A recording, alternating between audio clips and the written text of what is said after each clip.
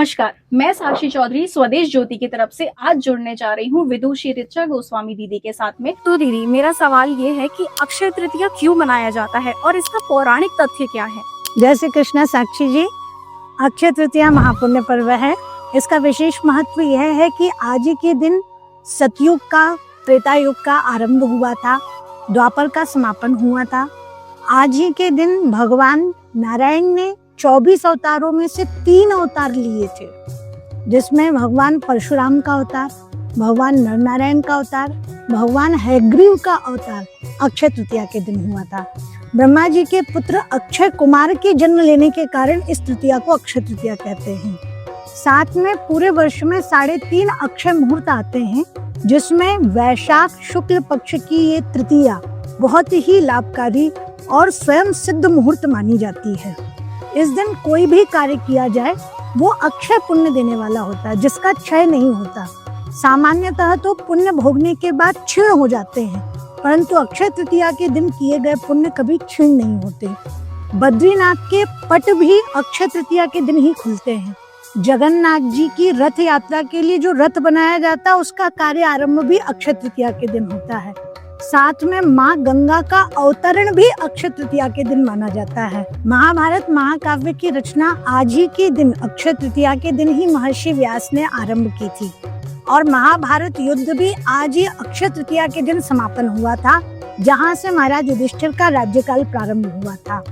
भगवान बांके बिहारी के चरण दर्शन भी सिर्फ अक्षय तृतीया के दिन ही कराए जाते हैं पूरे वर्ष भर में। और साथ में अक्षय तृतीया के दिन ही भगवान श्री कृष्ण ने पांडवों को एक पात्र दिया था उनके वनवास काल में, जिसको अक्षय पात्र कहते हैं, जिसमें द्रौपदी को वरदान दिया था कि तुम्हारे अन्न ग्रहण करने से पूर्व इस पात्र में जितने भी लोग, चाहे पूरा भंडारा करवा लो, जितने लोग भी भोजन करना चाहें वे सब भोजन पा सकते हैं। तुम्हारे भोजन करने के बाद ही उस समय का भोजन विश्राम होगा। तो वो जो अक्षय पात्र था, जिसपे हमेशा अन्नपूर्णा की कृपा बनी रहती थी, वो भी अक्षय तृतीया के दिन ही भगवान श्री कृष्ण ने पांडवों को दिया था। तो अक्षय तृतीया का विशेष महत्व पुराणों में यह माना जाता है कि इस दिन कोई भी काम करेंगे वो अक्षय रहेगा, चाहे अच्छे काम करो चाहे बुरे काम करो। तो अच्छे काम ज्यादा से ज्यादा कीजिए ताकि अक्षय तृतीया का आपको अक्षय पुण्य मिल सके। दीदी, अक्षय तृतीया के ज्योतिषीय विज्ञान का विश्लेषण कीजिए। देखिए साक्षी जी, ज्योतिषीय विज्ञान से यदि देखेंगे तो पहले तो हम तिथि पे जाएं। वैशाख शुक्ल तृतीया, जिसको आखा तीज भी कहते हैं, अक्षय तृतीया भी कहते हैं। इस दिन सूर्य जो होते हैं वो अपनी उच्च राशि में होते हैं, मेष राशि में, और चंद्र भी जो होते हैं वो भी अपनी उच्च राशि में होते हैं, वृषभ राशि में।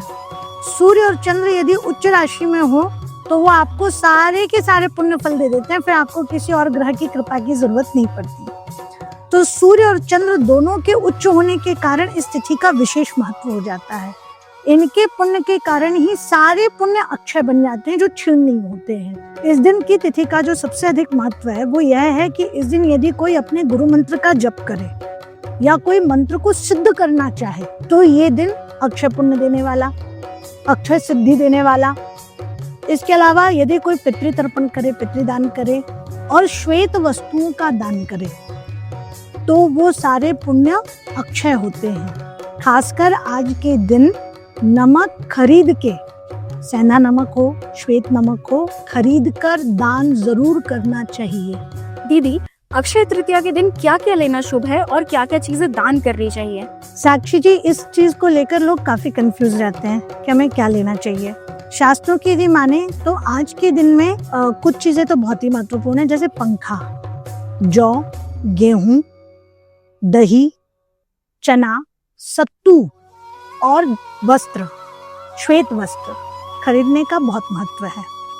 और लोग ये भी मानते हैं कि इस दिन कोई भी वाहन क्रय किया जाए, भूमि क्रय की जाए, कि कोई पदभार ग्रहण किया जाए, कोई नए कार्य की शुरुआत की जाए, नए बिजनेस की शुरुआत की जाए, विवाह किया जाए, इन सब के लिए मुहूर्त नहीं देखना पड़ता है। जैसे किसी की कुंडली मिलान वगैरह का पता नहीं, उसकी डिटेल नहीं पता, बर्थ डिटेल नहीं पता, फिर भी हमें वो दोनों विवाह योग्य लग रहे हैं और उनका विवाह कराना है, तो अक्षय तृतीया सबसे बेहतरीन मुहूर्त माना जाता है। इस दिन का विवाह कभी विच्छेद नहीं होता है, सफल होता है। ये शास्त्र मान्यता है। तो कोई भी नए कार्य की शुरुआत या कोई भी अच्छी वस्तु का क्रय आज के दिन करना महत्वपूर्ण है। इसके अलावा लोग सोने के क्रय पे बहुत ध्यान देते हैं, इसलिए करते हैं क्योंकि ये नियम है कि यदि आप इस दिन सोना खरीद रहे हो अक्षय तृतीया को, तो साल भर आपके घर सोना आता रहेगा।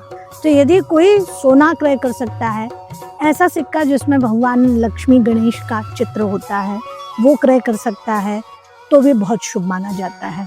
साथ में यदि अक्षय तृतीया के दिन आप धना जरूर खरीदें। एक पात्र लें, मिट्टी का, पीतल का, तांबे का बर्तन भी खरीदें, एक पात्र खरीदें, उसमें धना भरें, खड़े धने, और वो लक्ष्मी जी के पास रख करके और फिर लक्ष्मी जी की पूजा करें। और उस धान्य को फिर आप अपने जो भी आपका रसोई घर है या कोई भी पूजन स्थल है वहां पे सिद्ध आप रखे रहोगे, पूरे वर्ष आप पे अन्नपूर्णा की कृपा बनी रहेगी। रुई का भी बड़ा महत्व है। जैसे आपने उसी दिन कपास की रुई खरीदी है और आपने घी के दीपक में 5 रुइयां रख करके और वो दीपक जलाकर लक्ष्मी जी के पास रख दिया, तो आपके घर में हमेशा उज्ज्वलता साल भर बनी रहेगी, किसी प्रकार की कोई दिक्कत नहीं जाएगी। अक्षय तृतीया को भगवान नारायण और लक्ष्मी जी के पूजन का बड़ा महत्व माना गया है, तो इसलिए सारे क्रय की हुई वस्तुएं आप खरीदने के बाद लक्ष्मी जी को, भगवान नारायण को अर्पित करें, फिर या तो उसे वहीं रखें या फिर उसका उपयोग करें। साल भर खुशहाली बनी रहेगी। आपका दूसरा प्रश्न था कि दान क्या करना चाहिए। ब्राह्मण भोजन जरूर करवाएं, ब्राह्मणों को कुछ दक्षिणा अवश्य दें, पितरों को अर्पण तर्पण जरूर करें।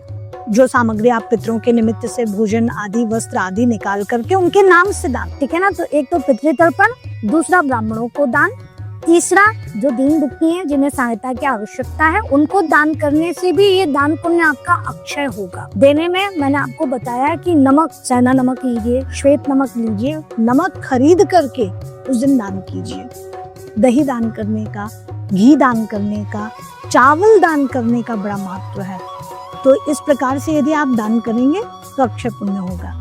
आपका दूसरा क्वेश्चन था कि दान क्या करना चाहिए। इसमें लोग भ्रमित रहते हैं, तो मैं इसके लिए भी बताती हूँ। इस दिन पितृतर्पण का बड़ा महत्व है, तो पितृतर्पण जरूर करना है। पितरों के नाम से आपको ब्राह्मणों को भोजन कराना है। पितरों के नाम से जो आपने पितरों को वस्त्र आदि अर्पित किए हैं या जो भी वस्तुएं अर्पित की हैं, वो फिर आपको ब्राह्मणों को या किसी जिसको सहायता की जरूरत है, ठीक है ना, उनको आपको वो दान करना है। मैंने आपको बताया कि नमक, सेंधा नमक या श्वेत नमक आप लें, और यदि डल्ले वाले हो तो अभी अच्छे हैं, ठीक है ना। तो वो खड़े नमक का भी आप दान करें, ठीक है। दान नहीं कर सकते हैं तो उसे आप गौ को भी खिला सकते हैं, जो उसके चारे वगैरह में मिला करके, ठीक। तो एक तो इसका बड़ा महत्व है। दूसरा, चावल के दान का बड़ा महत्व है। घी और दूध से बनी हुई कोई भी वस्तुएं, मिठाइयाँ, इनका भी यदि आप दान करते हैं, आपस में उपहार भी देते हैं एक दूसरे को, तो बड़ा महत्व है। विशेष बात जो मुझे बतानी है दर्शकों को वो ये है कि धना, खड़े धने होते हैं, उनको आप खरीद लीजिए।